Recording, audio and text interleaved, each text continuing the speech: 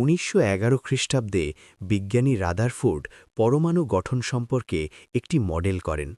এই মডেল অনুসারে প্রত্যেকটি পরমাণুর একটি কেন্দ্র আছে, যে কেন্দ্রের নাম নিউক্লিয়াস।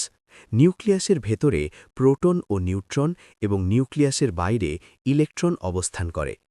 যেহেতু আপেক্ষিকভাবে ইলেকট্রনের ভর শূন্য ধরা হয়, কাজেই নিউক্লিয়াসের ভেতর অবস্থিত প্রোটন এবং নিউট্রনের ভর পরমাণুর ভর হিসাবে বিবেচনা করা হয়।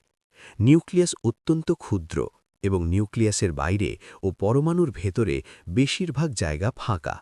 সৌরজগতের সূর্যকে কেন্দ্র করে বিভিন্ন কক্ষপথে গ্রহগুলো ঘোরে, তেমনি নিউক্লিয়াসকে কেন্দ্র করে বিভিন্ন কক্ষপথে ইলেকট্রনগুলো ঘুরছে।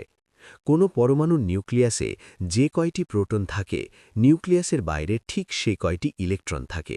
যেহেতু প্রোটন এবং ইলেকট্রনের চার্জ একে অপরের সমান এবং বিপরীতধর্মী, তাই পরমাণু সামগ্রিকভাবে চার্জ শূন্য। ধনাত্মক চার্জবাহী নিউক্লিয়াসের প্রতি ঋণাত্মক চার্জবাহী ইলেকট্রন এক ধরনের আকর্ষণ বল অনুভব করে। এই আকর্ষণ বল কেন্দ্রমুখী। এই কেন্দ্রমুখী বল এবং আবর্তনশীল ইলেকট্রনের কেন্দ্রবিমুখী বল পরস্পর সমান ও বিপরীতমুখী।